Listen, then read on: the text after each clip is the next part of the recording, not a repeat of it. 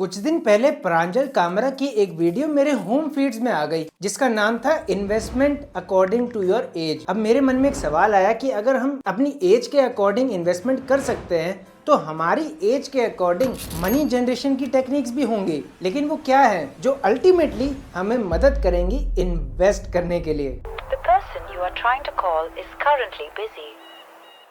हाँ, पहले डिस्क्लेमर दे दूं, इंसान अपना मालिक खुद होता है, वो अपने हिसाब से करियर चुन सकता है। और इस वीडियो में दिखाई गई एजेस का मतलब ये नहीं कि उस एज में आप वो काम नहीं कर सकते। इस वीडियो में हमने जो रिसर्च किया है वो 2004 से लेकर 2022 के डेटा को साक्षी मानकर इस पीरियड में किन लोगों ने सबसे ज्यादा सक्सेस हासिल करी है वो काम करते हुए उस एज में। और हाँ, ये लिस्ट जो है वो 10 साल से 70 साल तक जाएगी। तो अगर कोई 1 से 9 के बीच ये वीडियो देख रहा है तो आप रियान काजी के नक्शे कदम पे चल सकते हैं। खैर, अर्निंग के साथ जरूरत है पेशेंस लेवल और स्किल लेवल को धीरे धीरे बढ़ाने की, जो एज के साथ बढ़ता है। 10 से 15 साल के बीच में हो तो जिंदा हो तुम। आप अगर इस स्टेज पर हो तो जेन जी और जेन अल्फा के बीच में सैंडविच के अंदर जो खीरे प्याज लगते हैं उस सिचुएशन पे हो आप। ये एज बेस्ड डिसाइडर होती है जहां आप नए स्किल्स और एक्सपीरियंस लेते हैं जिसका सही आउटपुट आपको 20s में मिलता है। जैसे मार्क भैया 19 की एज में इन्होंने फेसबुक को तो लॉन्च किया था, लेकिन 4 साल पहले से उसकी तैयारी कर चुके थे। लेकिन 10 से 15 साल की एज में हम कर क्या सकते हैं यार, क्योंकि अगर स्किल नहीं होगी तो कैसे चलेगा काम। देखिए, सबसे पहले ये नहीं कि आप सिर्फ कमाने के बारे में सोचने लग जाएं। यहाँ सबसे ज्यादा जरूरी है माइंडसेट बिल्ड करना और एक्सपीरियंस लेना। और हमने एक चीज नोटिस की अपनी रिसर्च के दौरान, आजकल के बच्चों में एक स्किल जो है वो इनबिल्ट है। फॉर एग्जाम्पल, जब मैं इस एज में था मैं सीनियर्स के होमवर्क करता था और मंथली 2000 रुपए तक कमा लेता था। उससे मुझे उनके सब्जेक्ट्स की नॉलेज मिलती थी जो मुझे आगे जाके समझने में आसानी हुई। वैसे ही अगर मैं आज की जनरेशन की बात करूं तो वो टेक्नोलॉजी से बेहतरीन तरीके से फेविकॉल से चिपके हुए हैं। 5 साल का बच्चा भी आज ये देख रहा है।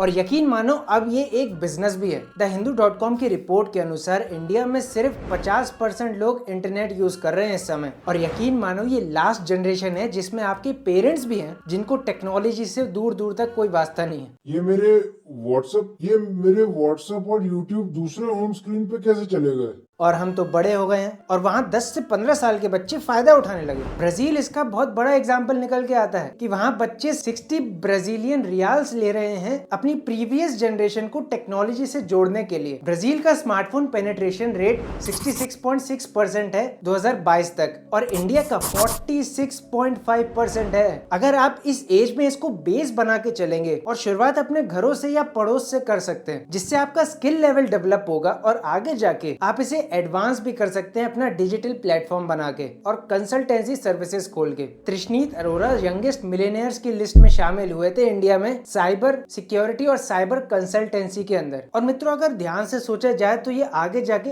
एडवर्टीजमेंट में भी काम आ सकता है। और मुझे सोच के बड़ा मजा आ रहा है कि 11 साल के कंपनी के लिए काम करेंगे लोगों को स्मार्टफोन सिखाने के लिए और कंपनी अपना एडवर्टीजमेंट भी करा लेगी अपनी एप्स का।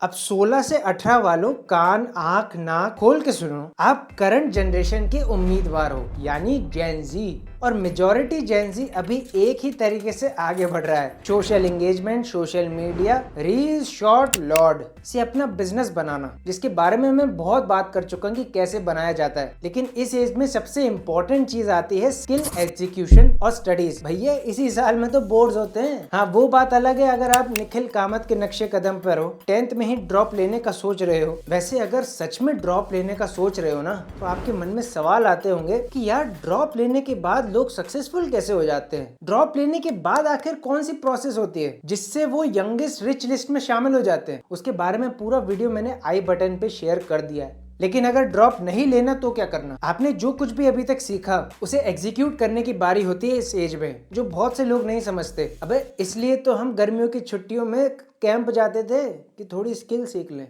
मेन मोटिव तो वही रहता था। यहाँ से हमें 2 ऑप्शंस देखने को मिलते हैं, या तो जॉब के लिए तैयारी करो या खुद का काम खोलो। और ट्रेंड को देखते हुए तो सोशल मीडिया कंटेंट ही इम्पोर्टेंट बन जाता है। लेकिन इस एज के लिए क्या सोशल मीडिया ही एक ऑप्शन है?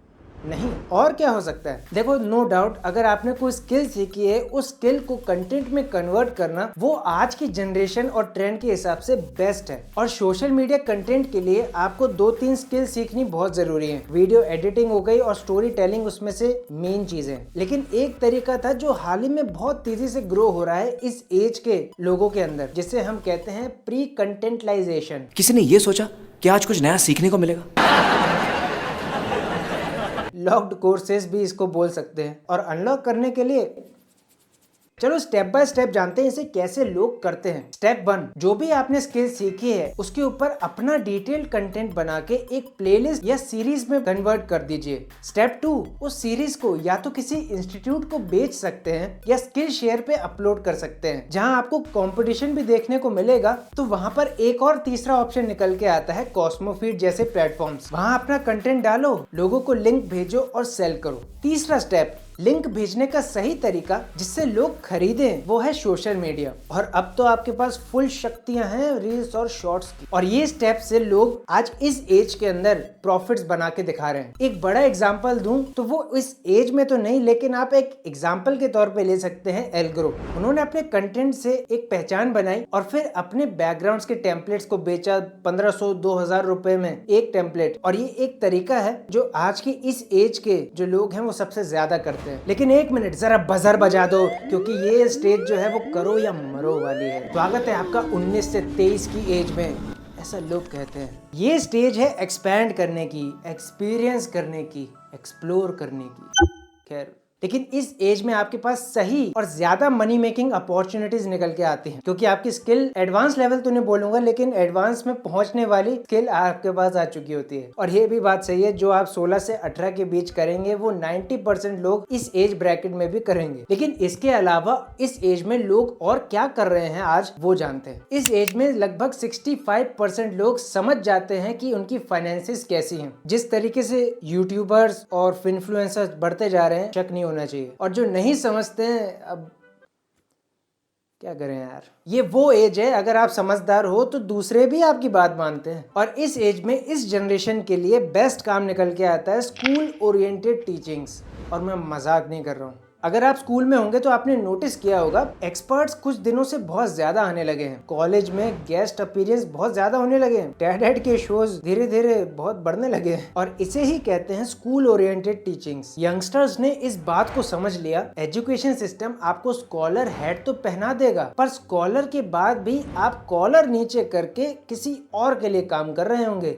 देखो वो गलत नहीं है, अपनी अपनी करियर चॉइस है। यहाँ टारगेट एजुकेशन सिस्टम है और ड्रॉपर्स का नंबर भी इसलिए बढ़ रहा है। अरे भैया, जो मुझे वो चीज सीखने को मिल रही है, भले अलग से पैसे देकर जो मैं चाहता हूँ बनना वो मुझे मिल रहा है और मुझे वो स्कूल में सिखाया नहीं जा रहा, तो मैं क्यों जाऊँ। ये है मेंटेलिटी। इसलिए स्किल शेयर जैसे प्लेटफॉर्म्स को पॉपुलैरिटी मिली इंडिया में। जैसे कि आप देख रहे होंगे कोचिंग क्लासेस भी आजकल 8-8 घंटे तक क्लासेस लेती हैं स्कूल्स की तरह। या हाल ही में आपने कोई एड देखा हो इंस्टाग्राम या फेसबुक या लिंक्डइन के ऊपर, ग्रोथ स्कूल का, वो भी इसी का हिस्सा है। तो इसको स्टेप्स में समझते हैं ये कैसे काम करता है। पहला, आपने स्किल डेवलप की। दूसरा, अब एक टीम बनाओ। तीसरा, टीम के साथ स्कूल्स में एक स्लॉट बुक किया जाता है। चौथा, बच्चों को जो स्किल सीखनी है उस स्किल के हिसाब से उनको टास्क करवाए जाते हैं, जिसमें फन एलिमेंट भी जुड़ जाता है। और स्टेप 5, आप स्कूल से या फिर उन बच्चों से पे एज यू गो मॉडल के तहत चार्जेस ले सकते हैं। और ये चीज हम देखने को मिल रही है 2019 से इस एज ब्रैकेट के अंदर। फिलहाल 24 से 30 की उम्र वालों का टाइम आ गया और लगभग इस वक्त इंडिया में जितने भी स्टार्टअप्स के फाउंडर हैं वो इस एज ब्रैकेट के अंदर आते हैं। तो वहां वो दो तरीके से काम करते हैं, या तो वो पार्टनरशिप के जरिए काम करते हैं या अपनी एक इनोवेटिव अप्रोच के साथ काम करते हैं। एक्सपीरियंस हो जाता है उन्हें काफी और स्किल्स का लेवल भी अब एडवांस तक पहुंच चुका होता है। यहाँ अगर आप सिंगल हैंडेडली काम कर रहे हो तो कंटेंट फिर एक बार बाजी मार लेता है। लेकिन कंटेंट में ऐसा क्या किया जाए जो यूनिक हो, नया हो और उसे करने में भी मजा आए इस एज में, वही तो चाहिए। तो ये एज जो है वो समझदार लोगों की एज है। वहाँ पर लोग रिस्पॉन्सिबल लेकिन फन मनी मेकिंग टेक्निक्स का इस्तेमाल करते हैं। एग्जाम्पल के लिए न्यूज एनालिसिस चैनल्स। तेजी से हवाएं चल रही है कि खड़ा होना भी मुश्किल हो रहा है, क्योंकि विपर जो है, तूफान जो आ रहा है। ये वाला नहीं, फन न्यूज एनालिसिस कंटेंट। जैसे सार्थक गोस्वामी इसका बेस्ट एग्जाम्पल है।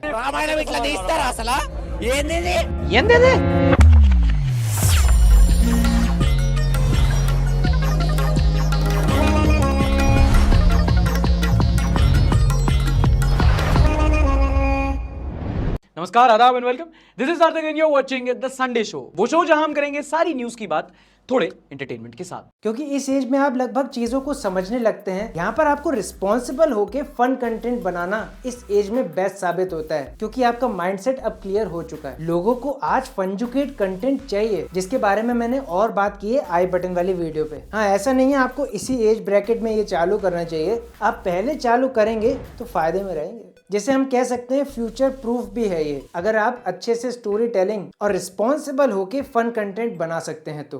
31 से 40 वालों, रिटायरमेंट की एज की तरफ जाने वालों, जो भी कमाया है वो वेल्थ में कन्वर्ट करने के लिए लगे रहते हैं। उसमें 2011 से सबसे टॉप पे जो मनी मेकिंग प्रोसेस है वो है ऑर्गेनिक फार्मिंग, जो कि बेस्ट चॉइस है इस एज ग्रुप के लिए। टू ब्रदर फार्मिंग एक बड़ा एग्जाम्पल है इसका, जहाँ उनकी एज के अकॉर्डिंग या इवन 40+ लोग भी इसे करते हैं आजकल। ऐसा नहीं है कि इसी एज ब्रैकेट के करते हैं, क्योंकि हेल्थ कॉन्शियस लोगों की कमी नहीं होने वाली इंडिया में। 1280 मिलियन डॉलर्स के करीब आ चुकी है, जिसका स्कोप 2028 तक 4000 मिलियन डॉलर्स को क्रॉस कर जाएगा 22% के CAGR से। आप देखते होंगे बहुत से FMCG के अंदर जो फाउंडर्स हैं, कोई दुकानदार भी है FMCG का, रिटेल, होलसेलर, डिस्ट्रीब्यूटर, मैन्युफैक्चरर, वो सब इस एज ग्रुप ब्रैकेट में काम करते हैं बड़े जोरों शोरों से। वहीं हम यंगस्टर्स को देखें जो 30 से कम है, वो उन्हें प्लेटफॉर्म प्रोवाइड करने के लिए दौड़ में लगे रहते हैं कि हम उन्हें डिजिटली प्लेटफॉर्म प्रोवाइड करेंगे। लेकिन 31 से 40 वो डिस्ट्रीब्यूशन के बारे में सोचते हैं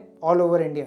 वैसे आपके अगर कोई आइडियाज हैं तो हमें कमेंट करके जरूर बताना। अब 41 to 55 इनके लिए बेस्ट मनी मेकिंग एक्टिविटी हो ही नहीं सकती नॉलेज शेयरिंग के अलावा। कंसल्टेंसी फर्म्स इसका बहुत सालों से इस्तेमाल करती हैं। वो एक्सपर्ट्स को रखती हैं कंसल्टेंसी देने के लिए, जो इसी एज ग्रुप के माने जाते हैं। आपने बहुत बार नोटिस किया होगा ये। यहाँ तक आपके पास इनफ एक्सपीरियंस, स्किल, अलग अलग सिनेरियोज में काम करना, ये सब आप समझदार हो चुके होते हैं, और इसलिए आप बेहतर कंसल्ट कर सकते हैं अपनी नेक्स्ट जनरेशन को। और यही रीजन है कि आप जो कोचिंग इंस्टीट्यूट्स में जाते हैं, वहां पर जो करियर कोचेज होते हैं वो इसी एज ग्रुप ब्रैकेट में आते हैं। लेकिन अब बात करते हैं 56 to 70+।